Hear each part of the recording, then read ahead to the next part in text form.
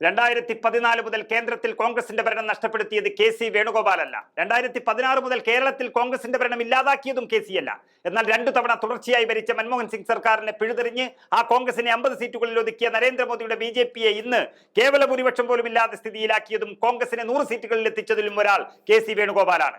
കോൺഗ്രസിന്റെ സംഘടനാ സെക്രട്ടറി ആയതിനു ശേഷം കേരളത്തിലെ കോൺഗ്രസിനെ ഗ്രൂപ്പിസത്തിന്റെ കഴുവരം കയറ്റിയവരും രണ്ടായി തകർത്ത് കളഞ്ഞവരും അവരുടെ ആവശ്യങ്ങൾക്കായി ഇന്നും പാർട്ടിയെ ഉപയോഗിച്ചുകൊണ്ടിരിക്കുമ്പോൾ നഷ്ടപ്പെട്ടത് 2 തവണത്തെ ഭരണമാണ്. അങ്ങനെ കേരളത്തിലും കേന്ദ്രത്തിലും ഭരണമില്ലാതെ കയ്യിൽ 10ന്റെ നയാ പൈസ എടുക്കാനില്ലാതിരിക്കുമ്പോഴും അല്ലലില്ലാതെ ഇവിടുത്തെ തെരഞ്ഞെടുപ്പ് നടത്തിക്കൊണ്ടുപോകുന്നതും ഇതേ കെ.സി. വേണുഗോപാലാണെന്ന് ഓർക്കണം. ഒരു അഴിമതി കേസിൽ പോലും ഇതുവരെ പേരില്ലാത്ത ഒരു മനുഷ്യൻ തറവാടിൽ നിന്ന് എടുത്തുകൊണ്ടുവന്ന് നടത്തുന്നതല്ല. ഈ രാജ്യത്തെ പലരോടും പാർട്ടിക്ക് വേണ്ടി ഇരുന്നിട്ടാണ് ചെലവ് നടത്തുന്നത്. എ.ഐ.സി.സി ചുമതലപ്പെടുത്തിയ സെക്രട്ടറി കേരളത്തിലെ നേതൃത്വത്തെ മാറ്റണമെന്നാവശ്യപ്പെട്ടപ്പോൾ ഹൈക്കമാൻഡ് നിശ്ചയിച്ച ആ മാറ്റം കേരളത്തിലെ കോൺഗ്രസിൽ പ്രതീക്ഷയുടെ കൊടുങ്കാറ്റായി മാറുമ്പോഴും കെ.സി. വേണുഗോപാലിന്റെ ചോര കുടിക്കാൻ മാത്രം സമയം കണ്ടെത്തുന്നവർ ഒന്നോർക്കുക, പാർട്ടിക്ക് വേണ്ടിയാണ് ആ തീരുമാനം, വ്യക്തികൾക്ക് വേണ്ടിയല്ല. തിരിച്ചു വരിക തന്നെ ചെയ്യും.